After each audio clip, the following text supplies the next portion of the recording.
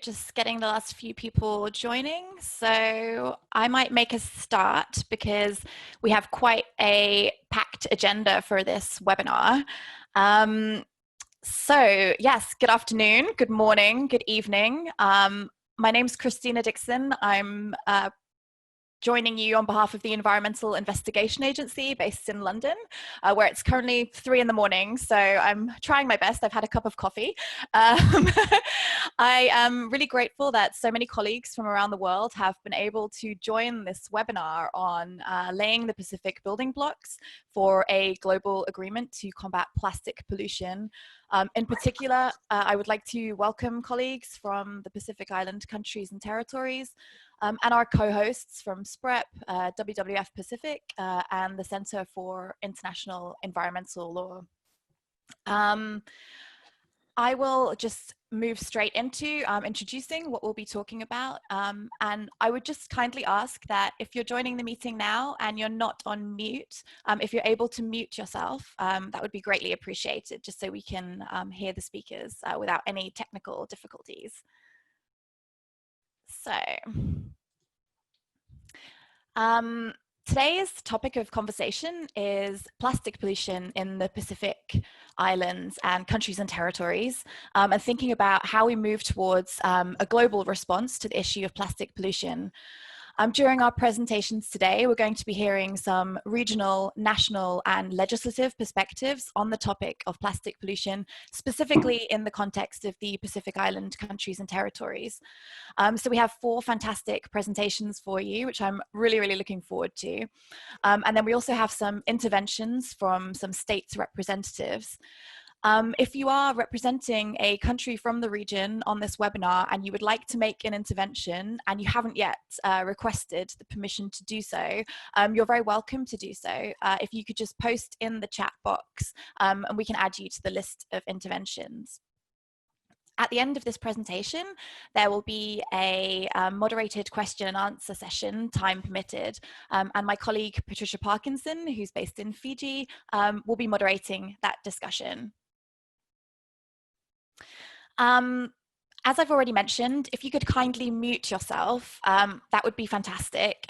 We're at the moment up to 100 participants on this webinar, but we're actually expecting quite a few more. So it can get a little bit unruly if everybody's off mute. But there will be the opportunity to have some discussion towards the end of the webinar. If you'd like to have a question answered by our panelists at the end of this session, you'll be able to post your question in the chat box. And my colleague Tom, who you've been receiving emails from and is our tech guru, he's on hand. So you're able to communicate with Tom via the chat box. So if you're having any technical difficulties, for example, you can't hear me or any of the speakers, your opportunity to kind of get that fixed is by messaging Tom. This session will be recorded and afterwards we'll be circulating the recording along with some of the materials that will be discussed during this conversation and also some more information about our speakers who kindly sent bios with some of their background and expertise. So that's the kind of less interesting stuff and I'd love to dive straight in. So just for a bit of context for this discussion, I wanted to introduce the topic of plastic pollution in the Pacific and why it's the specific focus of this conversation. As I'm sure you're all aware, and it's probably one of the reasons why you've decided to join this webinar, plastic pollution is a huge global issue and it's absolutely on the international agenda at the moment and is gaining massive attention. It's something that we need to address urgently and it's complicated, but solutions are available. Plastic pollution is specifically interesting in the Pacific because despite contributing less than 1.3% of the mismanaged plastic waste in the world oceans, the Pacific Island countries and territories are actually one of its main recipients. Plastic pollution by its very nature is transboundary, so oceanic currents transport plastic pollution around the ocean. The most famous example of this is probably the Great Pacific Garbage Patch, which is 1.6 million kilometers squared in diameter, and it's floating in the North Pacific. As I'm sure you're aware, plastic pollution has huge impacts on coral reefs, ecosystems, human health, and food security. And these are key priority issues specifically for the Pacific region. The impacts of plastic pollution are wide-ranging, but particularly in the Pacific, tourism, fisheries, and aquaculture are particularly affected by this problem, and those are key industries. And we're also aware that the life cycle of plastics is inextricably linked with the climate emergency. So as the issue of plastic pollution has gained global attention, there's been successive resolutions at the United Nations Environment Assembly, which are growing the kind of call for some kind of improved response option at the global level to adequately address this growing threat. The United Nations Environment Assembly established what's called the Ad-hoc Open-Ended Expert Working Group on Marine Litter and Microplastics, which I will call AHEG from now on because that's really a mouthful. But that's the international group of state representatives and civil society organisations which are coming together twice yearly to discuss this issue and talk about not only the impact of plastic pollution, but what we can do as a global community to really fundamentally address it.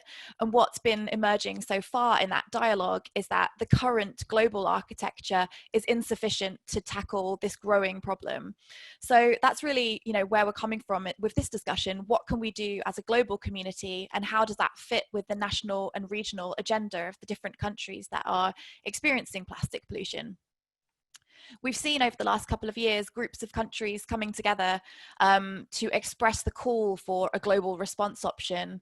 We've seen the Nordic Council, the Caribbean countries, the African group, and most recently the European Union saying that we need some kind of global response option, so action at the global level to bring together and coordinate efforts to tackle plastic pollution.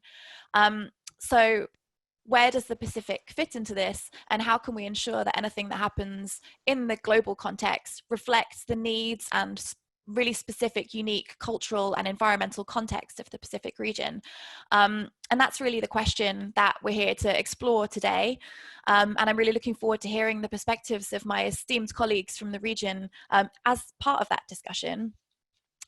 Next week, there will be an Asia-Pacific coordination meeting related to this AHEG process, where there will be the opportunity for Pacific Island countries to express, what they want to see from this global response option. And so this webinar is particularly timely to start sharing some ideas about that discussion. So our first speaker is Anthony Taluli, who's the Acting Director of Waste Management and Pollution Control from SPREP. I'm sure he needs no introduction to some of you in the region, but we're absolutely delighted that Tony was able to join us today. Tony, if you'd like to unmute yourself, I've got control of your slides, so if you'd just like to tell me when you want to change slides. So. Sure. Christina, thank you very much, and Bulvinaka Talofa to all of you out there and to all the listeners from around the world. We're here in lovely Pacific, but under these lockdown situations, there are pending issues that are not getting, I guess, not getting the kind of attention as it used to get, particularly with plastic pollution. So this reinforces the subtle need for us to keep pushing through mainly to address these main issues. The next slide, please, Christina. So I wanted just to put into context, because I note that not everyone is from the Pacific. And maybe just before we start, Christina, you highlighted the issue and the problem of plastic for the region. And I just wanted to say that, that most of us are familiar with how big the Pacific region is, and rather how small it is. There's 30,000 islands over a large area. What you'll see here is superimposed into the Pacific map, which some of you would have seen before, is the map of the US, including Alaska, imposed into the Pacific with lots of area leftovers. We've got a population of 12 million. It's not much, and most of it is in Papua New Guinea. Low population, small economies. So this gives you an idea of the sort of context that we're talking about. The next slide, please, Christina. So let me just talk to you first about who we are. SPREP stands for the Secretariat of the Pacific Regional Environment Program, based here in Samoa. We're just over 25 years old, very young. We are the region's primary intergovernment environment organization with a mandate to promote cooperation and provide assistance in environmental protection and improvement of our people in the region. We've got 26 members, 21 Pacific Island countries and territories, and also 5 metropolitan countries, Australia, France, New Zealand, the UK, and the US, who are all at the forefront of combating this pollution issue. Our work is outlined in our strategic plan for 2017 to 2026, which has various thematic activities. The next slide, please, Christina. So let's talk about, we're talking about leadership, and we're talking about what is the Pacific stance in terms of this global issue. So for Marine Litter, the Pacific has taken a very strong stance. It still recognizes, of course, that climate change is the single biggest issue to the Pacific. And as you would have heard from last year's Pacific Island Leaders Forum in Tuvalu, was that the Pacific, we are, as the slogan goes, we are not drowning, we are fighting. The leaders also recognize that waste management is a particular importance to addressing this global Pacific blue continent context. And the leaders have constantly, since 2017, urged its members to put in place policies to ban single-use plastics, to ban plastic packaging and polystyrene, plus also encouraging Pacific Rim leaders, Pacific Rim countries rather, to do likewise. And with that assistance and with that call, we then, through our members, have this Pacific Marine Litter Action Plan, which I'll talk to you about it later. The next slide, please, Christina. So if we go right back to, Christina has outlined some of the sources and some of the issues for plastic pollution in the Pacific. But I just wanted to bring it to context of the region, because I think many of us, even though we are from the region, we don't really realize what the difficulties our small countries, particularly atolls and small islands, are facing with in terms of not just waste and pollution, but many different areas. So the sources vary. What you'll see is that, as we adapting a global consumer culture, that most of the products are coming in to the countries, to our countries, and there's nothing or not much really going out. There's very little waste that is transported out of the islands. So almost all the commodities end up as waste at the end of its useful life. There is a routine demand for commodities. There is a growing demand in the tourism sector. There are spikes due to major sport events. And I'm talking about this, but I realize that, for the last few months, everyone's been on a lockdown with no tourism and no sporting activities. But, there's been, for example, last year at the Pacific Games held here in Samoa, there were over 9,000 athletes and officials that were in one country for over a 2-week period. That's a lot of people for a small island. There's waste produced from natural disasters, and all of this waste is ending up at our dump sites. There are discharges and leaks into the environment from poor waste management, poor waste collection systems, disposal sites. There is lots of dump sites, some illegal dump sites. And there's also discharges from the marine sector in terms of fishing vessels, which we have good data from our colleagues from the Pacific Community and from the Foreign Fisheries Agency Observer Program, where we've got over 20,000 MARPOL violations from the observers over the last 15 years. And there's also this last thing, which is the transboundary waste that's coming to islands from other countries. You saw in the figures that Christina showed you earlier, about 1.3% of the marine pollution is attributed from the Pacific Islands, or from small islands. But we are impacted by this huge 2 gyros, which is to the north of us and also to the east. The risks are many. and they're exacerbated due to sea level rise. And what sea level rise does is it makes our landfills, which in most of the low-lying islands are right close to the ocean, and those are impacted from natural disasters and from typhoons and cyclones. The next slide, please. So I'm going to continue with the context, and the consequences of marine litter are many, and it touches on not just one aspect of our life, but many. And I think through this, the global environmental index has considerably been reduced over many decades due to waste and pollution issues.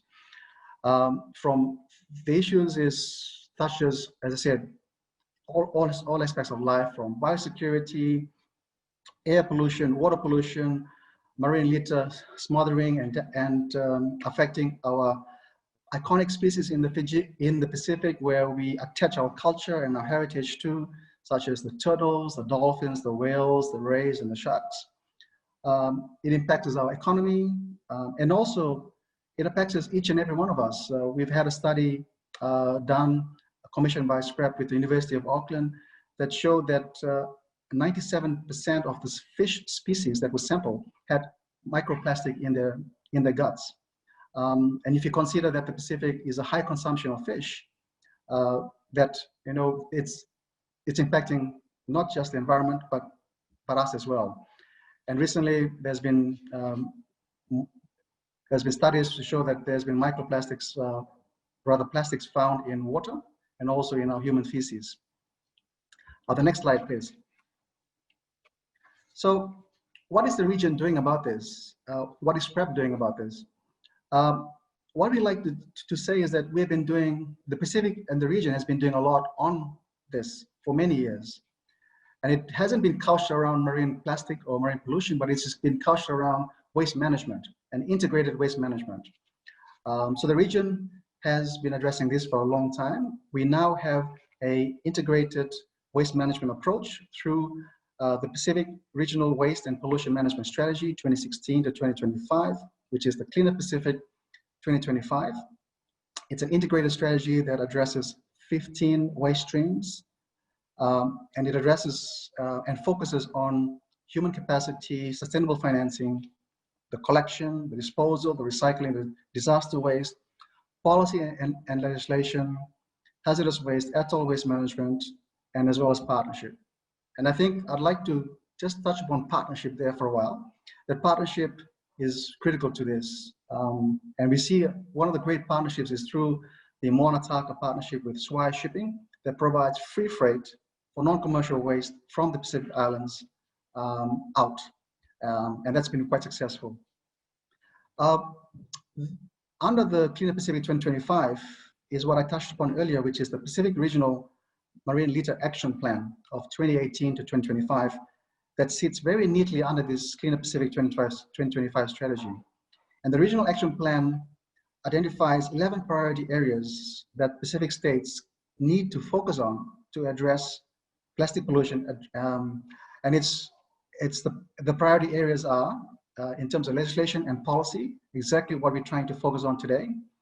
Shipping and vessel operations, fishing vessel waste, cruise ship waste, transboundary waste, takeaway food, beverage containers, solid waste management with linkages to plastic, awareness and action, tourism, focus on action and awareness, and also disaster waste. So there's a lot in there. The next slide, please, Christina. To this end, I think what we see is that there's a lot of challenges. And in reality, if you want to put into context, is that, the Pacific is spread over a vast area, many islands, small economies, small volumes of waste. And what we see is that even though we're getting a lot of partners and donors coming to the region with well-intentioned efforts to address waste, and what's inherently caused is a feeling of a busy space in this area where you have a lot of interest with limited capacity in our countries to absorb this assistance. So we need to align efforts whenever possible to acknowledge these constraints it's not that the Pacific doesn't have capacity, it's just a lack of people to do the work. And the alignment and the understanding of the expectations and the burdens that this assistance brings to our small island countries. There's very little or no manufacturing in the region, so it's very hard to do a circular economy, but I'll come to that later. And then also that one of the challenges is that the waste is coming from elsewhere with little or no capacity for islands to deal with this waste. And also economies of scale, the tiering of distance, particularly with this reverse logistics. The next slide, please. So I'm going to end here, and then also to this end is that, end here with the opportunities. Pacific Islands need help. And we see that this global legal framework is going to help with addressing marine pollution in our region. And that, the Pacific has, the willingness of the Pacific to do this is there, the call, the partnership is there. I think the Pacific is right that it's fighting, and it's almost like this issue of climate change where we're saying that, we are not drowning, we are fighting. Okay, thank you, Christina. Tony, thank you so much for that presentation. And I think that really stands us in great stead for a very interesting discussion moving forward. Just move on to the next slide. Yeah, and I think you raised some excellent points, which I think we'll probably return to in the question and answer portion. I'd like to move on and invite Mr. Joshua Wycliffe, who's the Permanent Secretary from the Fiji Department of Environment. He holds multiple government portfolios and has extensive international experience, so I'm sure his insights will be most welcome. Mr. Wycliffe, can I just confirm that you are here and that you can hear me? If you could unmute yourself if you're on the line.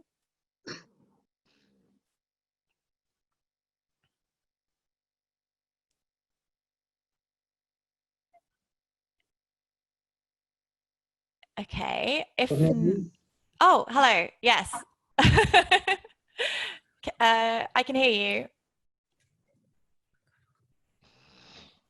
Hello?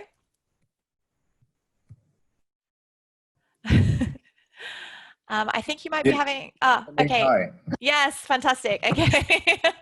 always lots of fun. We can hear you fine. Hello. I've been muted. I'm not able to. I don't know if you hear me. Yes. Hear me. Yeah, we can hear you. Yeah.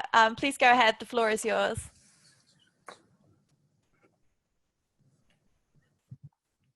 Can you hear me? Yes. Yeah, we can hear you. Yeah. Please go ahead. Okay. Thank you, Chair, for this opportunity. Can you hold on a second?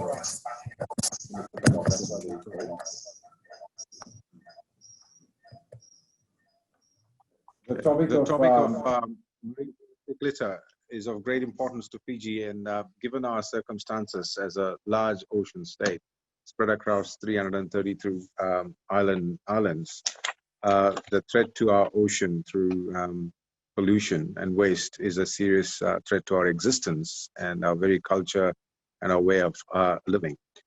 Fisheries and tourism over the last several decades have turned out to be our vital sectors to our economy. And of course, ocean-reliant activities are intrinsically linked to the health, wealth, and history and culture and identity of the Pacific people and the region. The 6th Global Environment Outlook report, published early 2019 by the United Nations Environment, highlighted that marine litter continues to increase, estimating that about 8 million tons of plastic enters the ocean every year as a result of pure mismanagement of domestic waste in coastal areas. Fiji is quite concerned about this figure, and we're also alarmed that this figure is rising. And so as part of our interventions, we put in some practicable measures into the way we do things here in Fiji. including our coastal management, auditing of our various coastal sites across Fiji, and being able to do the audits and being able to come up with the final outcomes of what is actually contributing to this waste. So the Environment Management Act 2005, which was is amended after the Section 45 by inserting the new following section. That was one of the interventions that we started off legislatively. It is an offense of manufacturing, selling, and supplying of distributing of plastic bags, which was basically a plastic ban. In 2012, as we did the ban, the importation of non-degradable plastics into the country, except for the use in food packaging, pharmaceutical packaging, and also for re-export. Sorry, the year was 2018.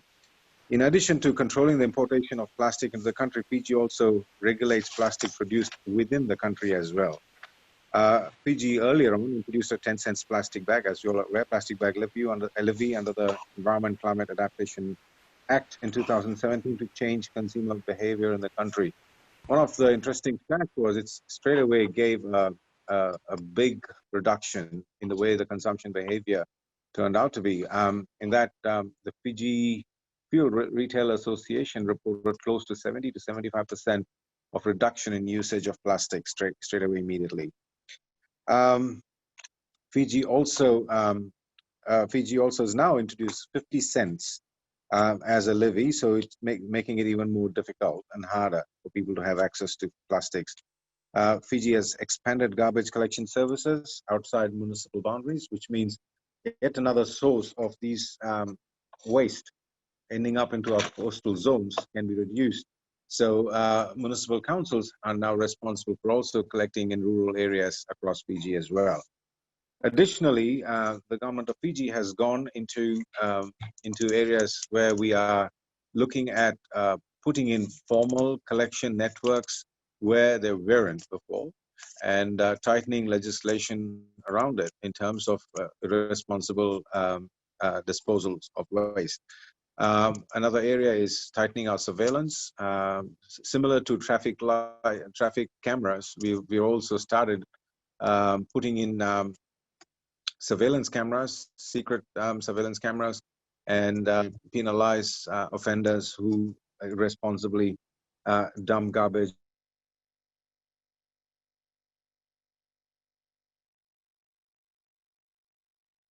and waste and litter.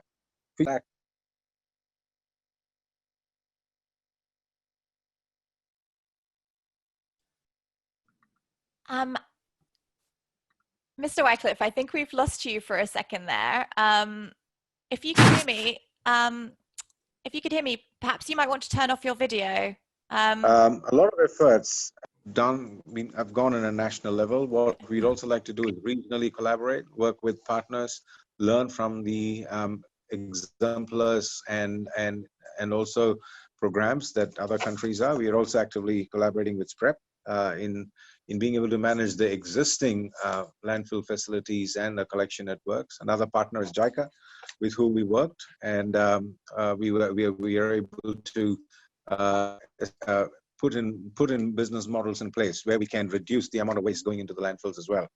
Another area that is also being promoted by the Fijian government is the promotion of a tax-free zone around our landfills, wherein these tax-free zones would contribute or allow for recycling companies to come and set up shop and have a 13-year tax holiday in setting up and being able to produce recycled products. So Fiji is going into green tech ventures, and that will also provide an opportunity for the reduction in the risk of coastal waste and plastic waste ending up in the coastal zones.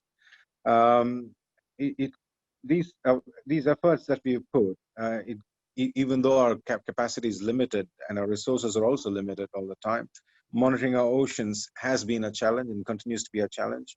The global governance framework is as required, and that's why Fiji supports a global governance framework where we can also handle our domestic waste and also be able to have some form of a governance in managing waste that ends up in our shores from overseas.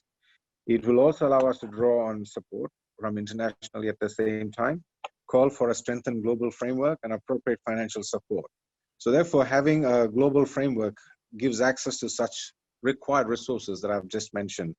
The existing legal framework covers marine plastic pollution is, of course, though it covers, it's fragmented and not so effective.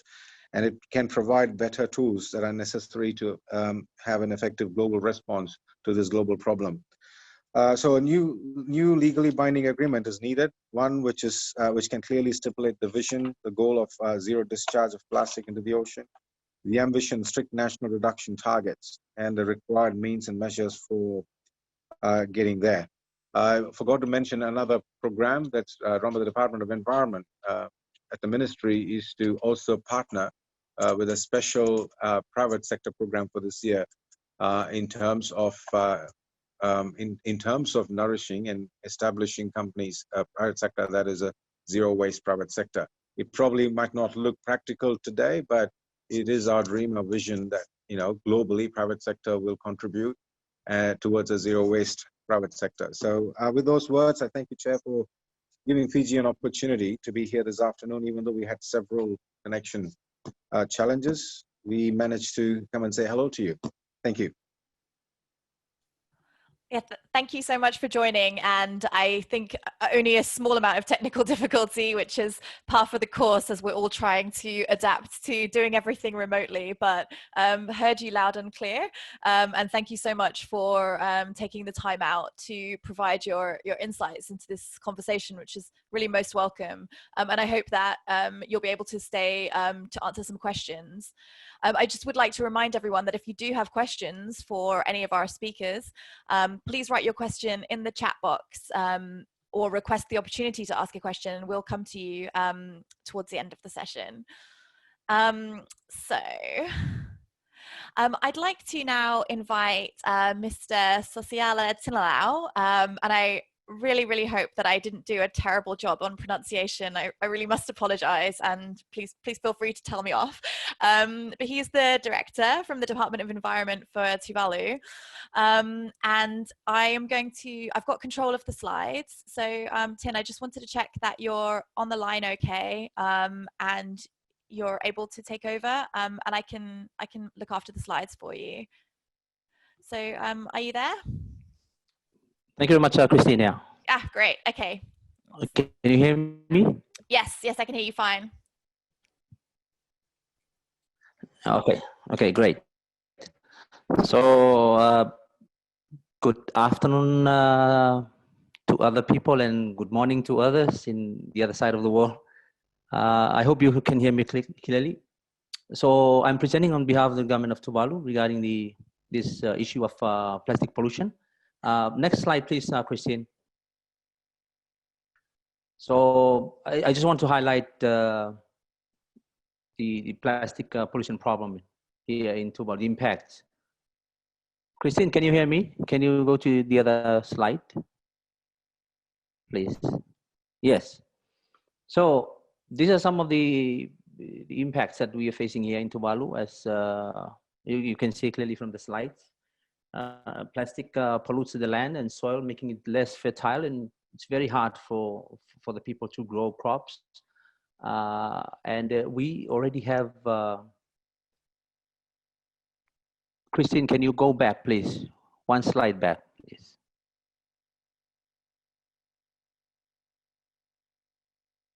Sorry, I think there's a slight delay when I'm moving the slides, but I'm on the impact slide right now, so that's hopefully what people can see. Sorry about that. Okay. My apology too. So yeah, so it pollutes the land and soil, making it less fertile and hard to grow crops. And as you know, Tuvalu is a very small country, 26 kilometers squared. So we already have land scarcity. So it's very hard for people to grow their crops if we turn all their lands into a landfill. Plastic also pollutes our fresh water and ocean, and you can imagine that there's also impacts on marine life that we very much depend on, because we we depend on ocean for livelihoods. And together it comes with the issue of entanglement, and also fish ingest plastics, as been alluded to by Anthony Taloli. And also we have the problem of chemicals emitting from burnt plastics from landfill, as you can see from the photo below. And the last one is the plastic from other countries, as been also discussed earlier by other presenters. And this is because of the transboundary movement of plastics from other countries through gyres. And this is very much a problem that we are facing at the moment, because we cannot combat this problem, because it's transboundary, and we can't police all our EEZ to stop plastic coming into our shores, onto our shores. So I think this is one of the things that we want to see in the new globally agreement to be reflected on, so that you know, stop plastics going to other countries.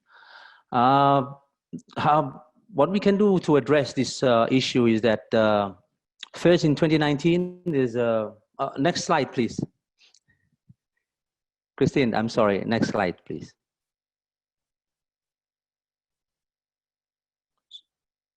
So what we can do to address this issue is that in 2019, there's Tuvalu hosts a Pacific Island Leaders Forum meeting, and the Department of Environment suggests an initiative to have a plastic-free Pacific Island Forum Leaders meeting. So we ban the use of plastic bottles, plastic plates, and cups, and glad wraps, and all those sorts of plastics that you usually see during those occasions.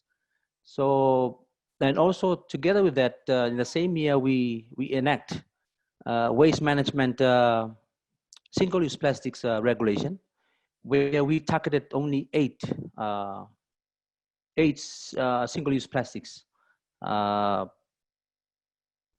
ban the importation, which includes shopping bags, straws, cutlery, plates, styrofoam takeaway containers, small PET bottles, glad wrap or cling film, and ice blocks plastics.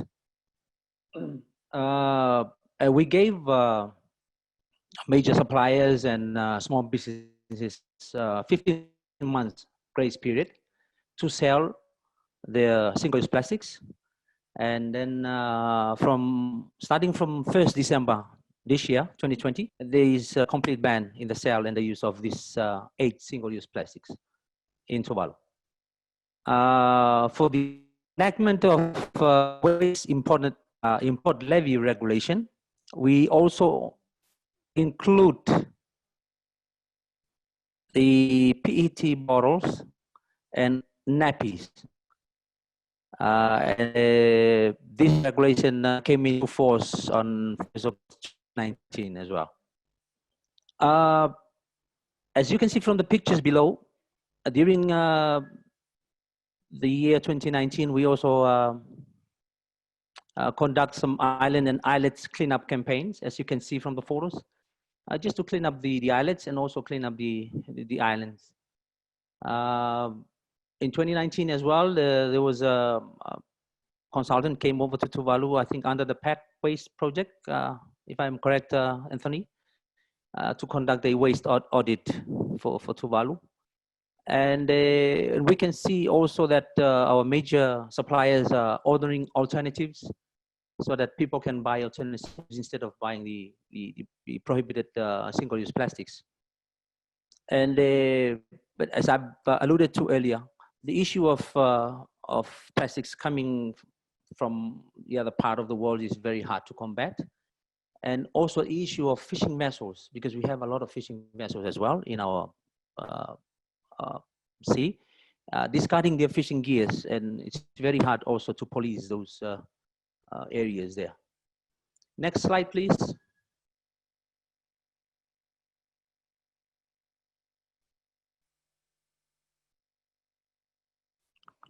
Okay, so other areas that we address this issue is we are now joining the COCOA, or the Clean Ocean Commonwealth Clean Ocean Alliance, and we are also working towards the issue of marine plastic pollution, as well as we are part of the POP, or the Pacific Ocean Litter Project. I think we're working together with the SPREP, with generous financial assistance from the government of Australia.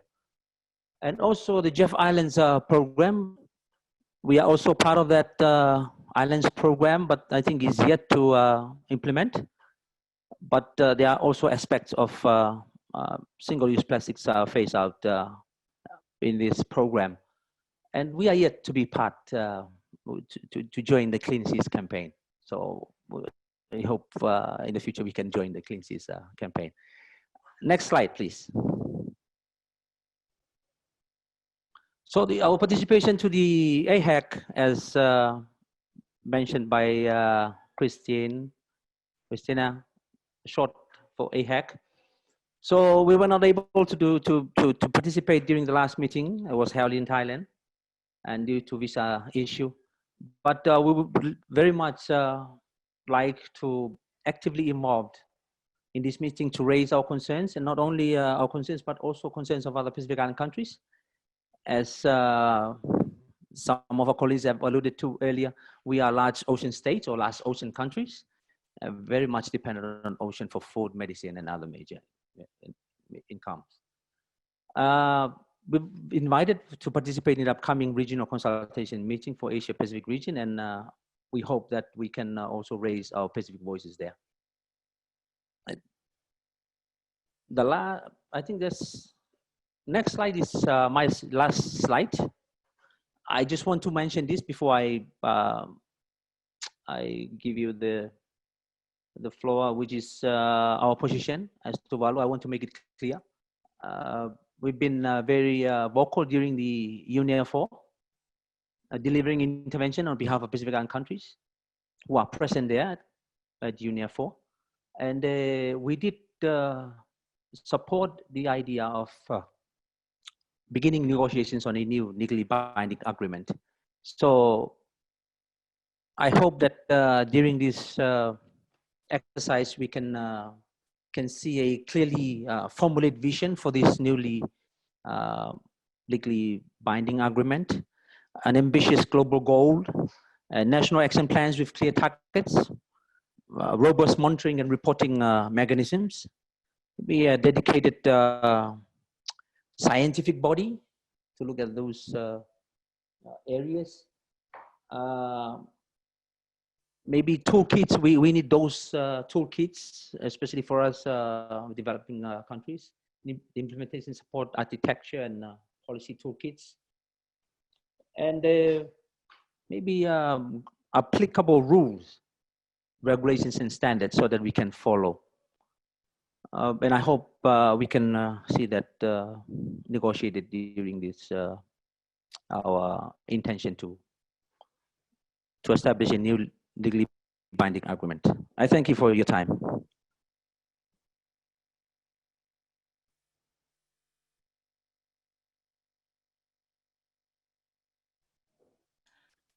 Thank you so much for your insights and also your leadership on this issue. That was a very fascinating presentation, and I'm sure there will be some questions specifically to the points that you raised. So thank you very much. So now we are going to move on and also test our technological capacity. So Dr. Tricia Farrelly is presenting some new research related to legislation in the Pacific on the issue of plastic pollution. So she has pre-recorded her presentation. So we're going to try and play that for you now. So I'm going to stop sharing my screen. Okay, and over to you, Tom.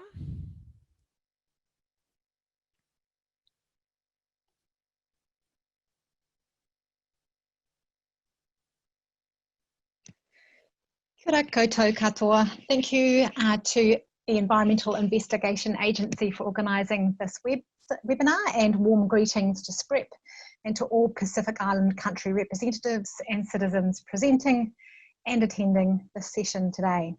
The research team gratefully acknowledges the support of the Centre for International Environmental Law and World Wildlife Fund Pacific, Environmental Law Oceania, Island Sustainability Alliance, and participating countries.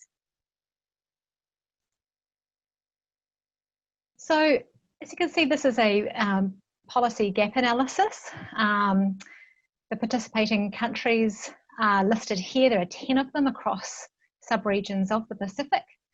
There are 52 key documents that we analysed. These are publicly available documents.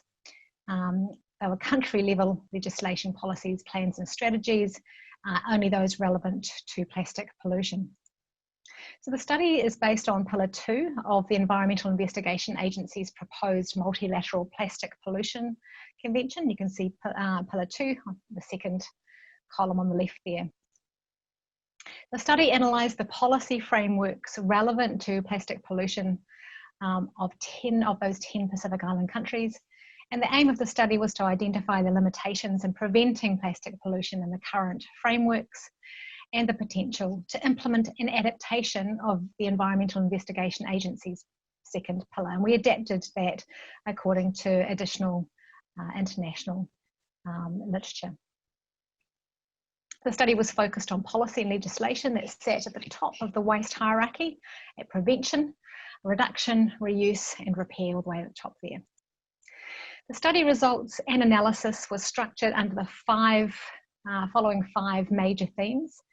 And for the purpose of this brief presentation, I'm going to give some detail to the findings of two of those major themes, prevention and management. So this was the first of the key themes, global objectives. So I won't go into too much detail here other than to show how what you're looking at in terms of the tables according to some of these major themes. So this granular analysis was facilitated by analysing the documents alongside the sub-themes listed on the left-hand side of the table. Now I've listed those sub-themes there as they're just too hard to see, presented as they are across the top of the table. The vertical axis in the report is populated by the 52 key documents spread over the 10 participating countries, and I've cut those off there because they were just too difficult to read on the slide, but you'll be able to see those easily in the report. The green colour indicates explicit mention of those sub-themes you see listed there in the documents. For example, if we see explicit mention to long-term elimination in each of those,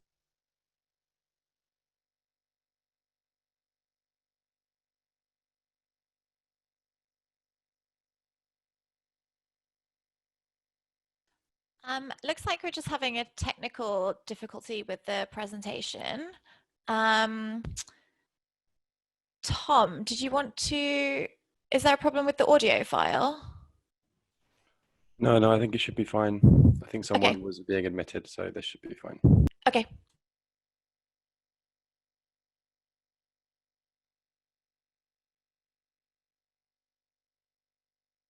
documents, you would see those indicated in green. Yellow indicates that the document either partially includes the sub-theme or that the sub-theme is somehow inferred.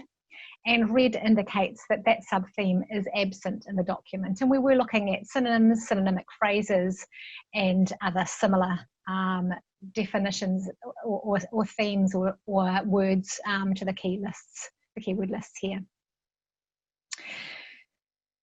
So there's significantly more red in this prevention table than the global objectives table, as you can see. And a common theme across the documents was that policies and plans that claimed plastic pollution prevention as a key objective failed to provide a coherent suite of actions and targets to support that claimed objective. However, some countries were relatively progressive in terms of legally supported market and trade restrictions. For example, a growing number of countries are banning certain single-use plastic products, such as bags and straws. And most countries, however, have very little legislation, though, that protects them and the region from the influx of non or hard to recycle, so non-recyclable or hard to recycle, toxic and unnecessary plastics. Those countries that have enforced bans may wish to consider working with customs, law enforcement and importers to restrict categories of plastics, for example, categories by resin code, rather than individual products entering the country. Examples may include plastics containing perfluorinated compounds such as PFAS, bisphenols, polystyrene, and polyvinyl chloride or PVC. Wrapping mandatory product stewardship schemes around difficult to ban products, those products that Pacific Island countries are dependent on, may also be considered. Those ones that don't have alternatives yet. Because Pacific Island countries do not produce plastics, virgin plastics in this list here refers to standards, protocols, and caps on usage in the domestic manufacture of plastic products. Plastic pollution reduction targets were virtually non-existent across the documents, and there were no national plastic pollution reduction plans. In one regional plan, a plastic pollution target was set, but the 2025 target remained unchanged from baseline volumes. It's unlikely that set targets will be realistic unless they are coupled with a focused and coordinated approach to preventing problematic plastics in the region. So we move on now to management, and generally the focus across all the documents analysed remained low down on the waste hierarchy, often stopping at waste management, including landfill management or recycling. Now there's nothing wrong necessarily with recycling, but what we're looking at is pushing further up the waste hierarchy than that. And as I'll explain, sometimes recycling can really move things further up the waste hierarchy.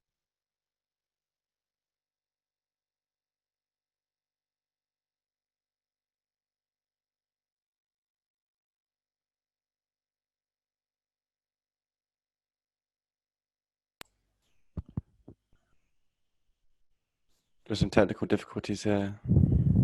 Thanks for your patience.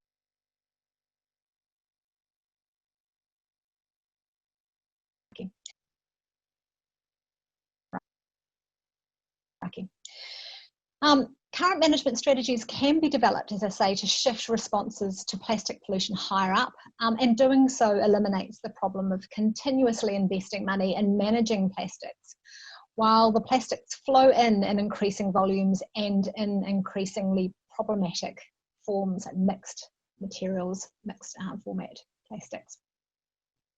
Shifting waste management to waste prevention may be achieved with sustainable financing mechanisms, and these are probably some of the best options for large ocean, small island developing states in general.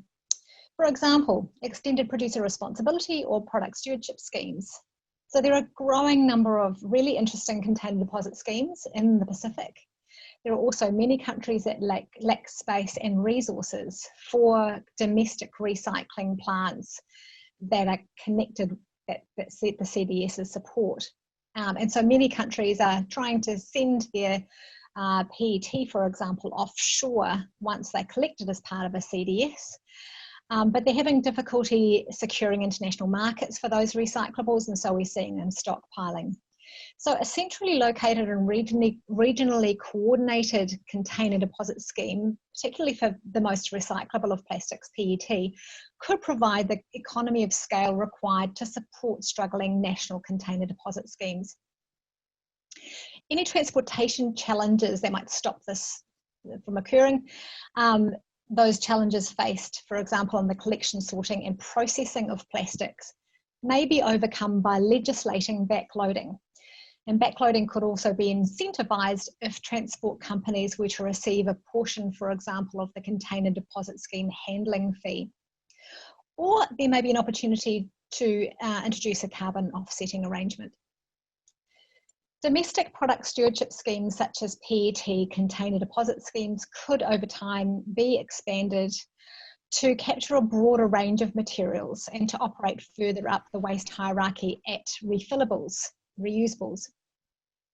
But this can really only be achieved if the unredeemed deposits, for example, are fed back into that scheme. The additional benefit of mandatory product stewardship schemes is that they level the playing field for those involved in the plastic supply chain and prevent free riders. Well-designed schemes can also incentivise the design of safer and more sustainable products and delivery systems, and a shift to products with a higher recycled content. These schemes can be built to ensure offshore producers, plastics producers, are responsible for the full life cycle of the products they profit from, including what happens to those products once they're imported into the Pacific region. The key objective might be to establish take-back schemes, reverse logistics, or other forms of repatriation to ensure plastics and other problematic materials are removed entirely from the region at end of life, and that producers' responsibility or producer responsibility manage these at point of origin, again, at point of origin being offshore, somewhere else. These kinds of arrangements, as well as trade restrictions, could replace the need for expensive domestic container deposit schemes that rely, or the recycling of those at least, that rely on dwindling and volatile foreign recycling markets. Here's another major theme, standardisation. I'll come back to this a little bit later on. And finally, the major theme of microplastics. And as you can see, there's a lot of red here and one bit of green. So the only document that referenced microplastics was Palau, which plans to control virgin pellets, also known as pre-production pellets or noodles, as outlined in their National Solid Waste Management Strategy 2017 to 2026. So key findings. The study identified missed opportunities to implement legislation and strategies to prevent plastic pollution and to strengthen pre-existing plastic pollution legislation and policies by shifting the focus further up the waste hierarchy. There appeared to be a lack of access to and interpretation of the latest science-based evidence on plastic pollution. And this is likely the reason for the lack of references across all of the documents to microplastics, plastics additives and monomers, persistent organic pollutants, invasive species, and pathogens which are carried or rafted on plastics, particularly marine ecosystems, and health and climate change relationships with plastics, particularly health relationships associated with the toxic components of plastics. There were few traditional or local alternatives to plastics and packaging. Few of those alternatives were offered. There is a much greater emphasis in investing in changing consumer behaviour and individual responsibility. So lots of focus on awareness raising and campaigns, for example, at community and even village level, instead of perhaps where the focus could be, which is on producer or importer responsibility and behaviour education, extended producer responsibility. We also identified a lack of interministerial coordination. Now there is some of that around waste management, but quite often those sorts of interministerial coordinated arrangements missed references to plastics and plastic pollution. So a lack of interministerial coordination specific to plastics. Now we've made a range of recommendations in the report, but I'm going to focus on one key recommendation here, and that is the development of national plastics elimination action plans. National plastics elimination plans would address the full life cycle of plastics, not just the end of pipe management end of things. Prioritise prevention. It would prioritise prevention over end of pipe in general, such as prioritising prevention over landfill expansion or prioritising prevention over false solutions. And we would list those as bioplastics as a false solution, waste to energy incineration and downcycling due to their perverse outcomes that we know about now from plenty of science-based evidence surrounding those. They would include labour laws to support informal waste workers, and legislation would be flexible enough to incorporate new materials as they were released onto the global market. National plastic pollution elimination action plans, and we might need a shorter term for that, would prevent problematic plastics passing into the country through customs. The plan would be supported by regional efforts and would extend current public-private partnerships. So the reality is that no international nor regional instruments currently exist that can effectively prevent plastic pollution in any region. UNEP's review of 18 international instruments and 36 regional instruments relevant to plastic pollution concludes that current government strategies and approaches provide a fragmented approach that does not adequately address marine plastic pollution or plastic litter and microplastics. The Pacific Island countries are among some of the most severely impacted by plastic pollution and among the world's peoples with the closest cultural, economic and social ties to the ocean. For these reasons, Pacific Island countries have been highly influential in securing Sustainable Development Goal 14.1 and on the strength of the interventions at UNEA 4 and the UNEA Ad-hoc Open-Ended Expert Group process on marine litter and microplastics. The Pacific Heads of State at the August 2019 Pacific Island Leaders Forum signed the Pacific Islands Kainaki 2 Declaration, and in so doing, they endorsed the Pacific Regional Marine Litter Action Plan, or MLAP, 2018 to 2025, which includes the strategic action to support the development of a global legal framework to address marine litter and microplastics. And the commitment for a global legal framework was reiterated at the Pacific Ocean Alliance in September 2019.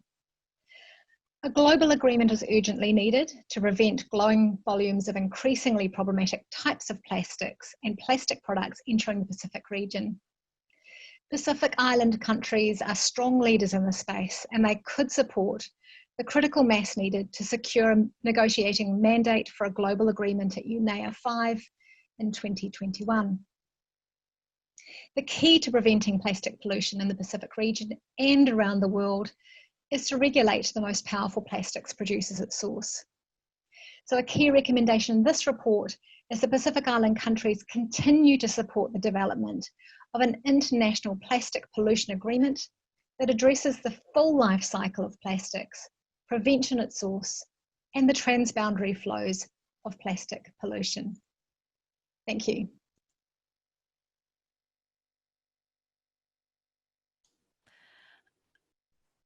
Okay, great. Thank you so much, Tricia, for recording that presentation. And the report that is referenced in that presentation will be circulated along with the recording of this webinar afterwards. So you'll be able to read that in detail. Can I just confirm, Tom, can you hear me okay?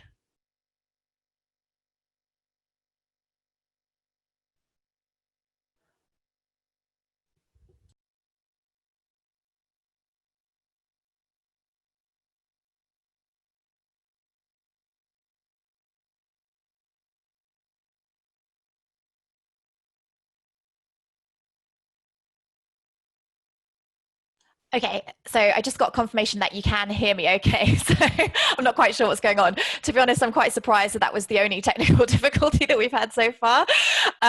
Right, so I'm just going to share my screen again. And so we're just coming to the conclusion of the presentations and interventions from the speakers.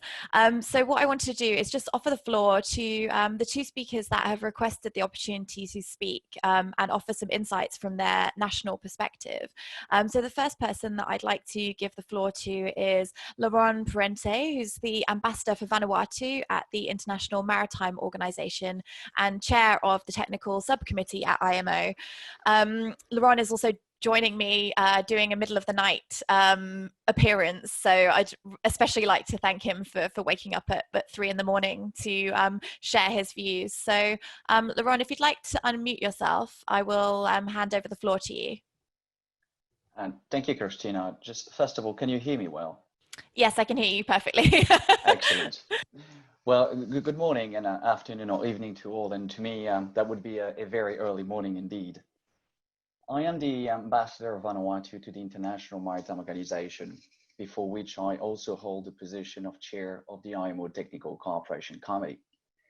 The IMO, for those who are not familiar with maritime, is the United Nations specialized body regulating international shipping based in London. Now, you might wonder, what is the connection of IMO with the present initiative on a global instrument to address plastic pollution? The answer is that a very rough global assessment estimates that 80% of marine plastic litter would come from land-based sources and the rest would come from sea-based sources, including shipping and specifically fisheries, which obviously makes IMO a rather vital organization to tackle sea-based sources of marine plastic litter. Now, IMO pioneered the prohibition of plastic disposal from ships anywhere at sea almost 30 years ago, with the adoption of MARPOL Annex 5, which prohibits the discharge of all types of garbage into the sea from ships, including fishing vessels. And the annex specifically qualifies plastic as a prohibited garbage. We also have another instrument, the 1972 Convention on the Prevention of Marine Pollution by Dumping of Waste and Other Matter, commonly called the London Convention, and its 1996 protocol.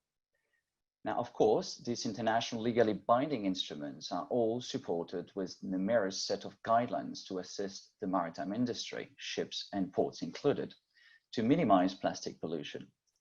But I do not intend to go into this, since my intervention is surely not about giving you an overview of what the IMO has done over the years to reduce marine plastic litter from ships.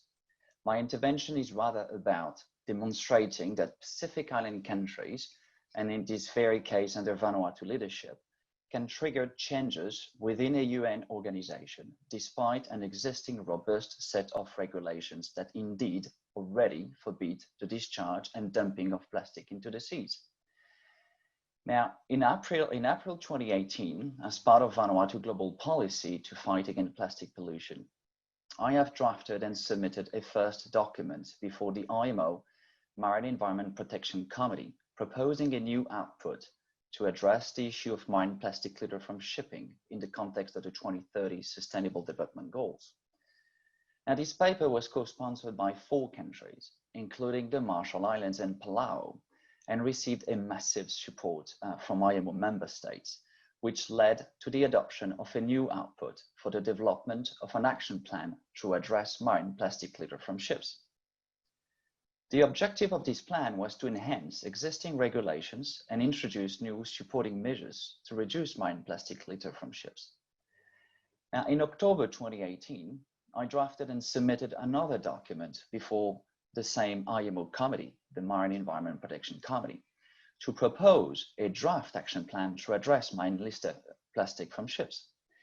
Now, this time, the paper was co-sponsored by 14 countries, including SPREP, and 8 Pacific countries, namely the Cook Islands, Fiji, Kiribati, the Marshall Islands, Palau, Solomon Islands, Tuvalu, and Vanuatu, of course.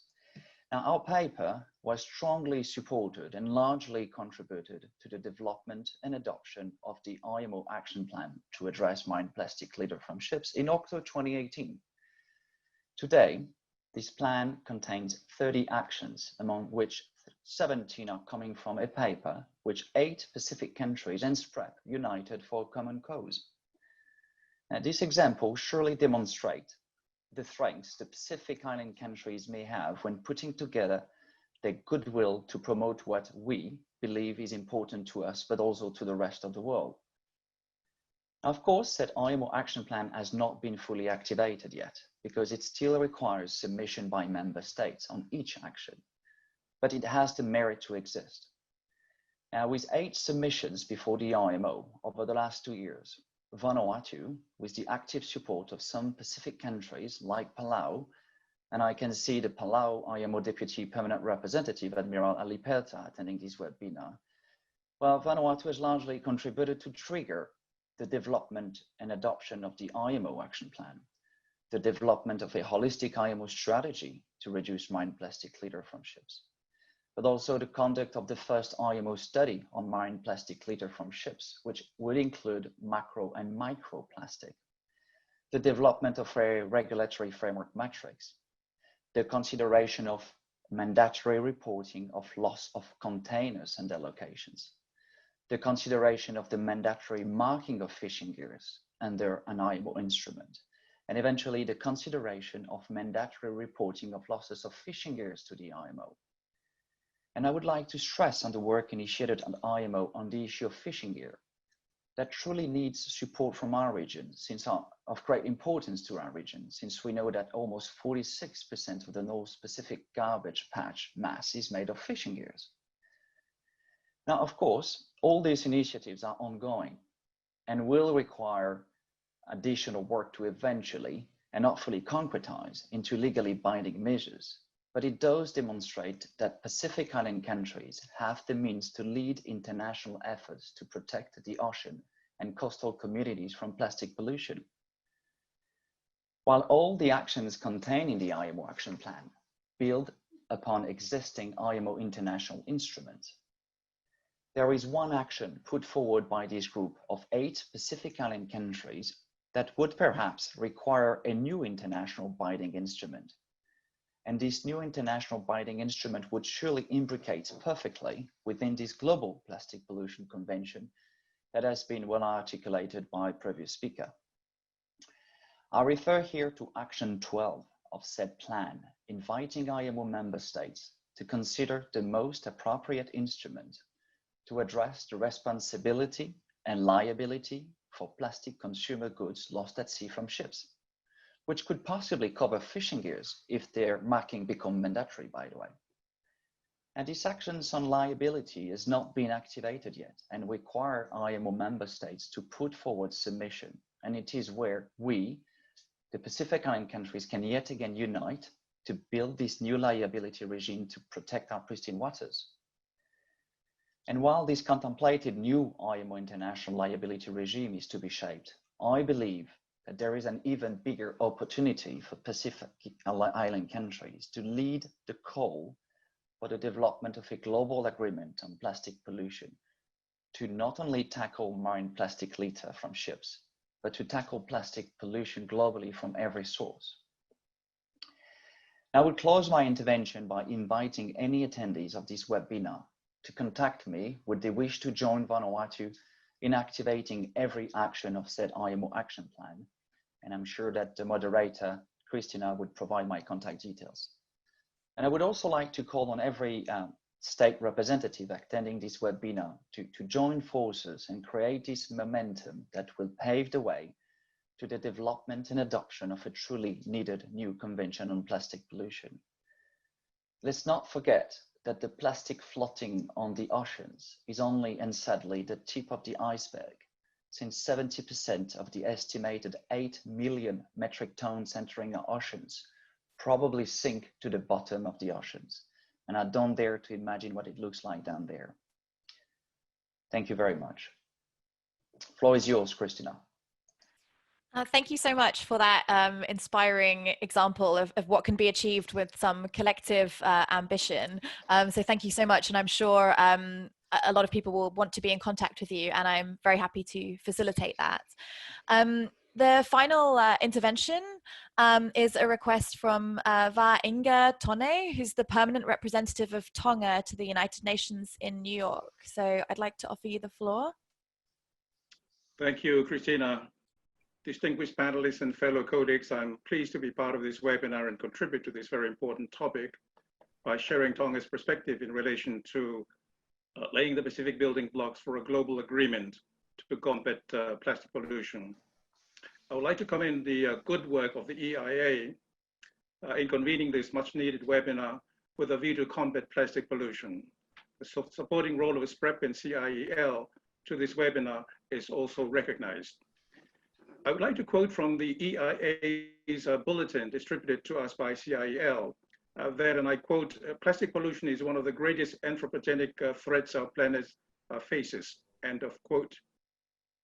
The information issued by the EIA of 275 million tons of plastic waste produced annually, 12 million tons of which are leaked into our oceans, is most worrisome considering its alarming figures. I am therefore happy to say that the Kingdom of Tonga considers plastic pollution very serious, and the government has begun the process to ban single-use plastics in this regard. Tonga is currently developing a policy framework while holding consultations with a wide range of stakeholders, specifically those that will be affected, including businesses.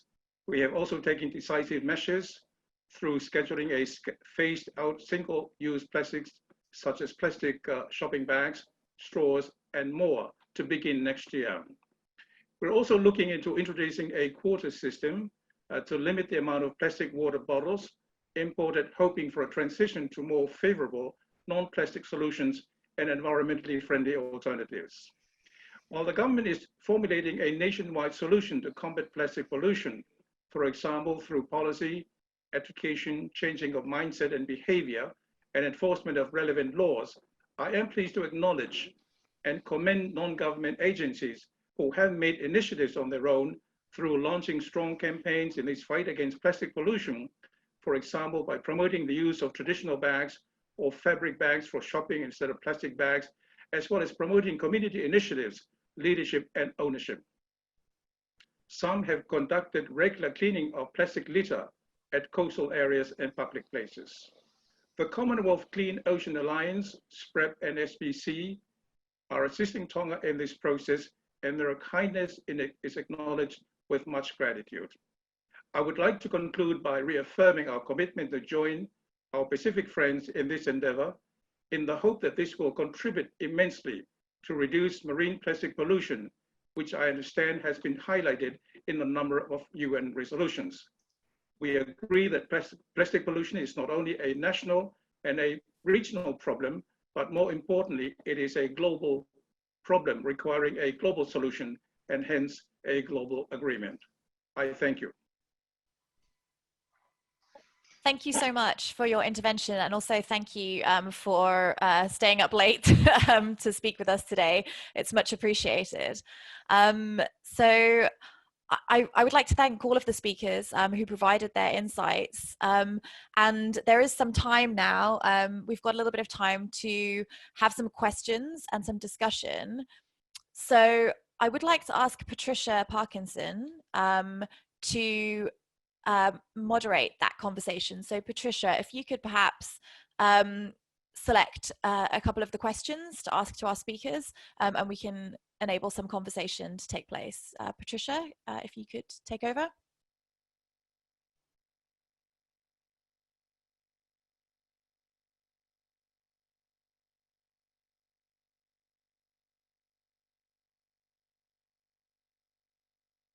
Patricia, oh yeah, okay. I'll start again. So we had a few questions during the webinar. One of them is, what is the relevance of the Basel Convention amendment to policies in the Pacific? And is anything done about this amendment in the region already? So to clarify, this amendment is to include plastic as part of the annexes to the Basel Convention, and it's in relation to transboundary pollution. I don't know, it's not addressed to anyone in particular, but if anyone would like to comment on that, any of the panelists, or maybe it's a little difficult Patricia. at this stage. Yes, thanks, Tony. Hi, Patricia. Yeah, no, maybe just a comment from me. Yes, we recognize that the Basel Convention has put this in motion, and that it'll come into effect on the 1st of January next year. As the Secretariat for the Waigani Convention and the Pacific Center for the Basel Convention, we are putting in measures to have that recognized and reflected within the Waigani Convention. And as such, we will be helping members to further implement that into their national policies. So that's what we'll be doing to assist members. And so that'll be a response to that question, Patricia. Thank you. Okay, thank you, Tony, for your response. And now I can see that Palau has asked for the floor. So are we going to, Christina, are we going to put on hold the questions to? Yes, I think that makes sense, Patricia, because I didn't see the request for the floor during the final intervention, and I don't want to miss this opportunity to provide that. So perhaps we can come to Palau's intervention, and then whilst that's taking place, the other speakers can consider a response to the question that you just posed. Okay, thank you. Over to you, Palau. Thank you, Christina. Good morning and good afternoon to everybody. And thank you for giving me the floor. I would like first to thank all the panelists on the intervention, very interesting. And I asked for the floor only to fully share the intervention made by my friends and colleague from Vanuatu, Laurent Parente. We are working for the last 2 years elbow to elbow on this issue in IMO.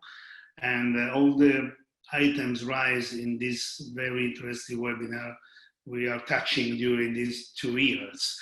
The plastic litter, of course, the microplastic, the fishing gear.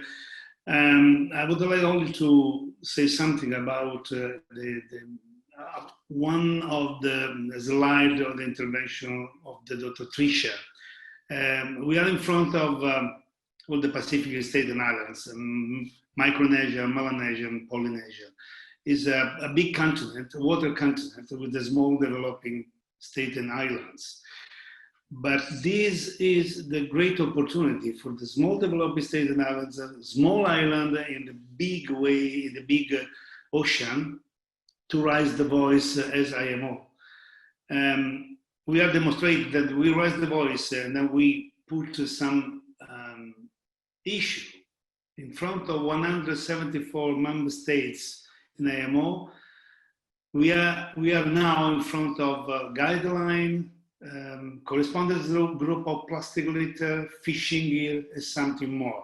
So we are in front line, all the people in IMO, particularly the ocean, the Pacific Ocean developing country, but we need more support for this issue. It's not easy, because you have to transfer all the idea and all the problem to the other member state, to the other country, to support the ideas, but we are stronger together.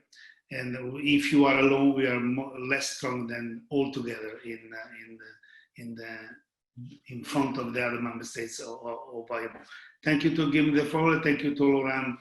And we continue to work together in this issue to support this very difficult idea, and because we depend from the ships, the trade, the commerce, we are state and islands. Thank you very much, and bye. See you in London. Thank you very much, Admiral Alaperta. I really appreciate your intervention, and it's most welcome. Patricia, I'd like to hand back to you now to select a couple of the questions. If you'd like to unmute yourself, please go ahead.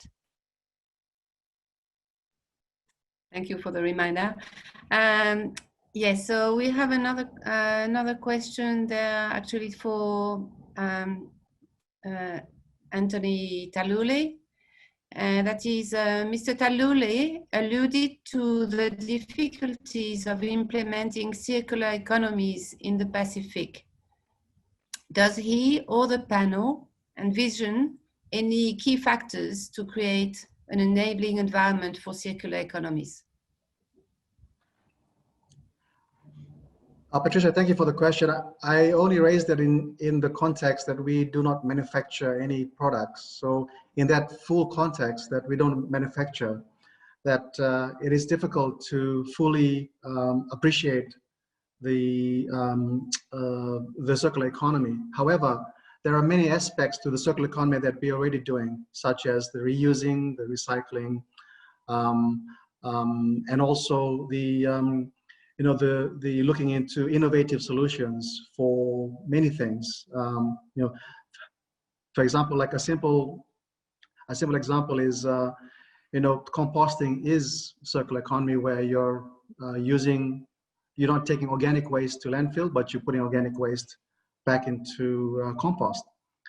So in that sort of sense, circular economy is being practiced in terms of waste management in the Pacific, but in terms of plastic, because we don't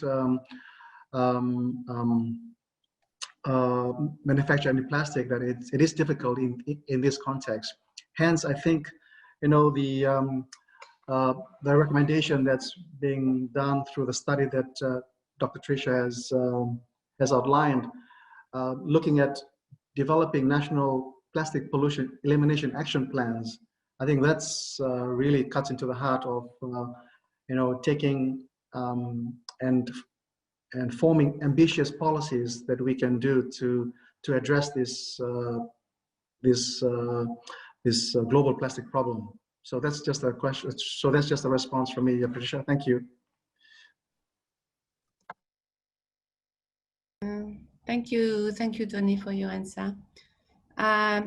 We have a question here that's in relation to the health impact of waste and plastic waste.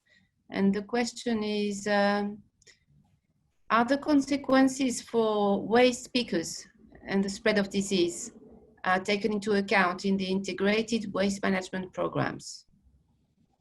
So I'm not sure who that is directed to. It's also for anyone.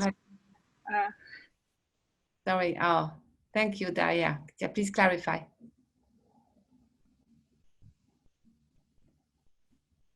Yeah, I just want to say that this question was also for Anthony, because he was talking about this integrated waste management programs.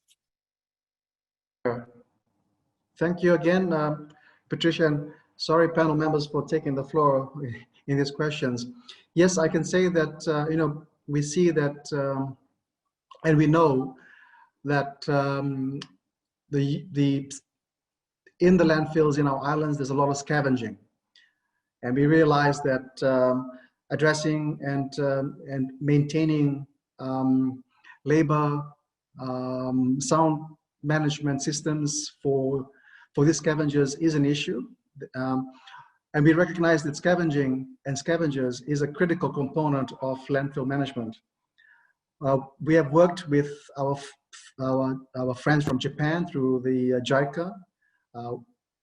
We currently have a project that's been ongoing with the JICA for the last 20 years. It's called J-Prism. And this is we're currently in the J-Prism 2 project.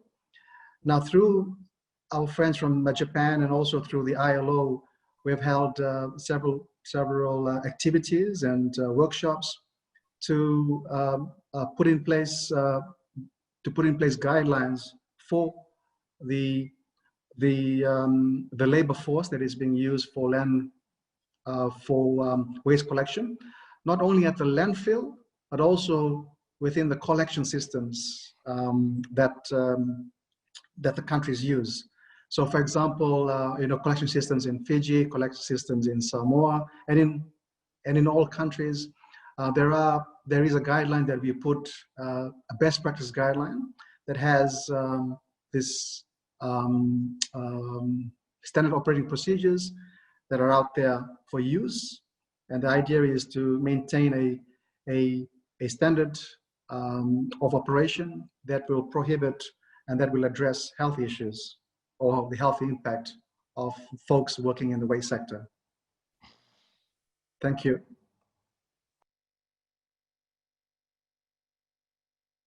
Thank you again, Toby, for Chris. Yeah, I was just going to say, I think permitting everybody being able to spare 2 extra minutes, perhaps we have the chance for just one final question to address some of the other panelists as well, to give them the opportunity. Although, Tony, I really appreciate you being the front man for these questions. So, Patricia, perhaps you could just pass one further question on, and then we'll wrap up the webinar. But my apologies, it might be 2 or 3 minutes over the half-past mark. Yes, all right. So one that would be for everyone. Maybe there was a question, some reference to one of the conclusions from Tricia in her presentation about the missed opportunities. So maybe if Tricia could start by expanding a little bit on that, and then possibly the country representatives might be able to give their perspectives. Thanks, Patricia, and thank you for the question. I mean, it appears that there's new legislation that's required in order to capture the full life cycle of plastics across the Pacific. But there's also some legislation there that has really good bones that you can actually build on and improve on in order to hit higher up the waste hierarchy. So what the research team has found is that there are places that we've identified in the report where that can be potentially built upon, that's not been taken advantage of or used to its most effective end result at this time. So that's what we were talking about in terms of opportunities. All right, thank you, Tricia. And can you possibly have some perspective from perhaps SOCEALA or any other country representative on the issues of enforcement or compliance with the legislation in place and opportunities to improve legislation?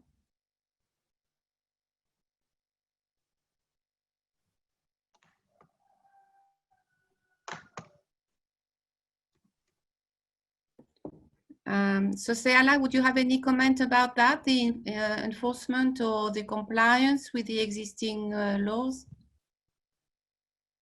Thank you, Patricia, for the opportunity. The existing laws, you mean our laws, national laws, or the global ones? I think in relation to national laws, So related national to laws. waste or plastic or... Okay, I think we need to strengthen our enforcement. Usually we are from the Pacific. We know, especially in Tuvalu, we know everybody. And sometimes because of that, we sometimes do not want to enforce our laws. We just write it there and then leave it there. So I think there's a need to strengthen those areas as well. With regards, especially for the issue of plastic pollution, because we do not want to import any more plastics into Tuvalu, especially those 8 single-use plastics that we've already banned importation and the sale and the use. So I do agree that we need to strengthen those areas, especially the enforcement of the legislation or regulation, rather.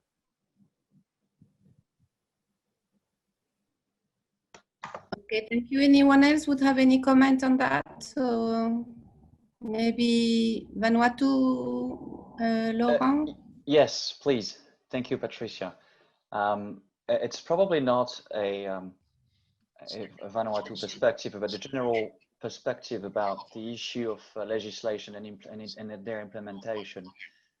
And because I am the ambassador of Vanuatu to the IMO, but I am also the chair of the Technical Cooperation Committee at IMO, where we already know that when it comes to legislation, and here we're talking about shipping legislation, but it's about maritime environmental legislation, the issue most countries are facing are the implementation of legislation.